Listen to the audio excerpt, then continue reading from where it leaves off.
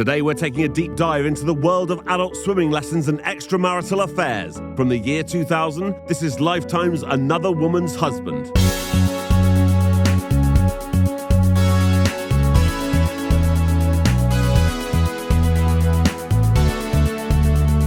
I'm Jay Harangue and I've wasted hours of my life watching terrible films. You should subscribe. Yes, and please consider joining my Patreon, where you can view exclusive content. It's only $3 a month. There's a link in the description. Thanks. Right, this is Susan, and she's the main character. Hi. She gives old people swimming lessons at the community center in San Jose. One of her students is this guy, Harvey, who regularly makes inappropriate comments. If I was married to you, it would be non-stop.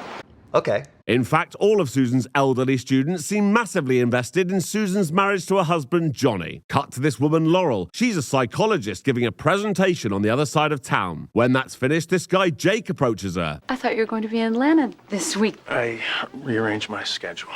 You can walk me to my car. On the way to the car, Jake and Laurel give the audience a quick summary of their relationship. Here are the key points. 1. Jake lives in Atlanta. 2. This is only the second time they've seen each other. And 3. They've been communicating by phone and email. Mostly email, though, because Jake hasn't given Laurel a phone number she can call him on. But that's because Jake's always on the road. Oh, I see. This evening, Susan has plans with her sex-positive mum, Roxy, who's been run through more times than Golden Gate Park. She's like, sorry, Susan, I've got company. But Susan's like, I don't care, I'm coming in anyway. Inside, Susan meets Roxy's latest friend, Al, who claims he can guess what car someone drives as soon as he meets them. Toyota wagon, right?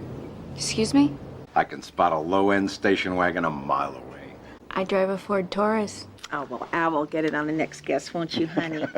Well, I'd hope so. She's literally just told him she drives a Ford Taurus. Anyway, as you've probably guessed, Roxy is an appalling mother and seems to want credit for not aborting Susan. It was my duty, and I was going to have her, even if it killed me. Cut back to Jake and Laurel. Even though it's only their second date, Jake asks Laurel if she wants to come with him on a trip to the Bahamas. Laurel really likes Jake and would love to go to the Bahamas. There's just one problem. She can't swim. And that's because when she was a child, she watched her sister drown in the sea. But it's probably about time she moved on from that. Wait, what? So she calls the community center.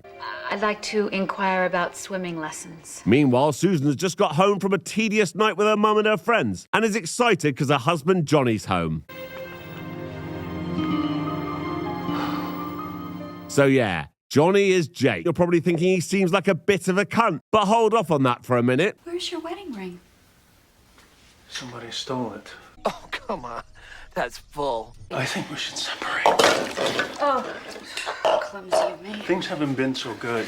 Stop saying that. Just stop it! Stop it and just listen to me. No. Right, so he's told her he's checked out and she's not having any of it. How embarrassing. It then comes out that Johnny wanted kids, but for one reason or another, it hasn't happened. Maybe it's the swimming that's messed up your cycles. At this point, I'd like to invite any trained medical professionals watching to give their opinions on Johnny's theory in the comments. And while you're down there, press the like button, thanks. Susan tells Johnny that if he stays, she'll try and have a baby. Some people aren't meant to be together forever. You made a promise when we got married, Johnny. Oh my God, what is wrong with this woman? If only there was a psychologist who could tell us. Fear of abandonment. Thanks. They're so needy that they usually send their loved ones screaming in the other direction. Yeah, okay, that's enough. The next morning, Johnny's off on a business trip and Susan's doing her best to pretend nothing's happened. But Johnny's not going on a business trip. He's checking into a hotel just to get away from Susan. At the community center, Susan's getting pretty sick of Harvey, who's always pretending to be dead in the water. I wonder what's going to happen at the end. But while that's going on, little Richard is taking a class for beginners. And look who his new student is. But Laurel has a meltdown as soon as she puts her head underwater and runs back to the changing rooms. Susan sees this and decides she can help. Susan Miller. Laura MacArthur. Laurel's not feeling too well after all that business, so Jake comes round to look after her. She's not told Jake about the swimming lessons, A, because she's embarrassed, and B, because it would ruin the plot. I wonder what Susan's up to. Oh God, she's getting the crib out. But hang on, what's this? The next hour or so of the film is mainly Susan teaching Laurel how to swim and them discussing their relationships, even though they have no idea they're talking about the same man. If you want to watch the whole film, knock yourself out. But for this video, I'm mainly focusing on the cheating element, because that's the fun bit. Jake asks Laurel if she wants to go with him to watch a jazz group he likes at the Golden Horn. She's like, yeah, why not? Jake tells her he's moving to San Jose soon from Atlanta, even though he already lives in San Jose with Susan. And now that swimming lessons are going well, Laurel agrees to go with him to the Bahamas. Back at Susan's house, Johnny has returned home from his business trip. I have a surprise for you. Oh God, what is it? I want to have a baby with you. What? He's told you he wants to leave. Unbelievable. She's like, Johnny, it's fine, we'll go to counselling, but he's not having any of it. I want to sleep on the couch tonight.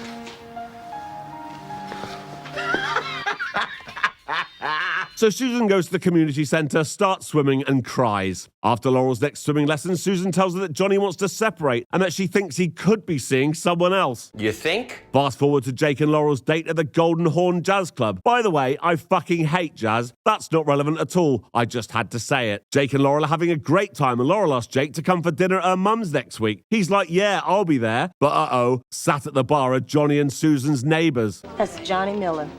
Maybe it's just a client. Thank you. Be back. Maybe not. If it was me, I'd want to know. At this point, I'd like to apologise to anyone who could hear the jazz in the background of those clips. For those of you who like/pretend to like jazz, you're welcome. Anyway, the next day, the neighbour goes round to see Susan. How are you? Fine. Really? Any reason I shouldn't be? We saw Johnny at this club over on 5th. He was with somebody. A woman. Susan's like, oh, it was probably just a client. So later at Johnny's parents' house, Susan confronts him. Who is she? What is her name? I don't see how that's relevant. It's not her fault, is it? No.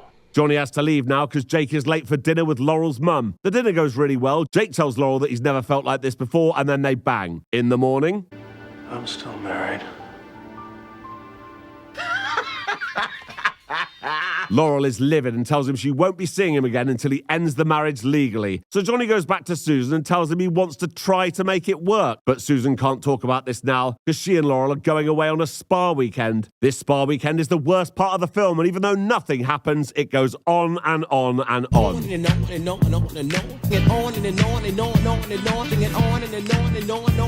Laurel gives Susan a makeover and gets her some new clothes. That should impress Johnny. But when she gets home, she finds he spent the whole weekend separating all their stuff. The new look seems to have worked, though. The next morning at swimming, it's amazing how long Harvey can hold his breath. Uh-oh. that's right, he's dead. At the funeral, Hey, Johnny. This is my husband, Johnny. I'm sorry I can't stay. I'm not feeling well. Sometimes things just hit her hard. he's like, yeah, I know. After the funeral, Johnny confronts Laurel. Why didn't you tell me you were taking swimming lessons? Is that the main takeaway from this? She's like, fuck off whatever your name is. You've been lying the entire time. Susan's my best friend. Don't you see it's never going to work for us now? He's like, yes, it can. She doesn't have to know. And she's like, sorry, I never want to speak to you again. So it looks like it's back to Susan. But uh-oh, she's digging around in his things and sees a photo of him with her new best friend. He tells her neither of them knew until the funeral, but she doesn't believe him. So she finally kicks him out. At last. Then she goes to see Laurel, screams at her and drives off. The next day, she goes round to her mum Roxy's house and yells at her for being a terrible mother. She tells her she never wants to see her again either, and Roxy makes this face. At an unspecified time later, Johnny bumps into Laurel in town. He's like, I'm divorced now, want to give it another go? And she's like, no. But he thinks he may be able to get Susan back if he turns up to watch her swimming gala in a black polo neck. But she's not having it either. Oh, look, Laurel's here too. She wants to be friends with Susan again. Susan agrees to this and goes to the Bahamas with Laurel, so everyone's really happy, yeah. Well, Johnny isn't. I'm sure it's just a matter of time before he finds someone else. But that's the end of the film. So until next time. Thank you for watching this video. Please like and subscribe. And please consider joining my Patreon. There's a link in the description. Thank you.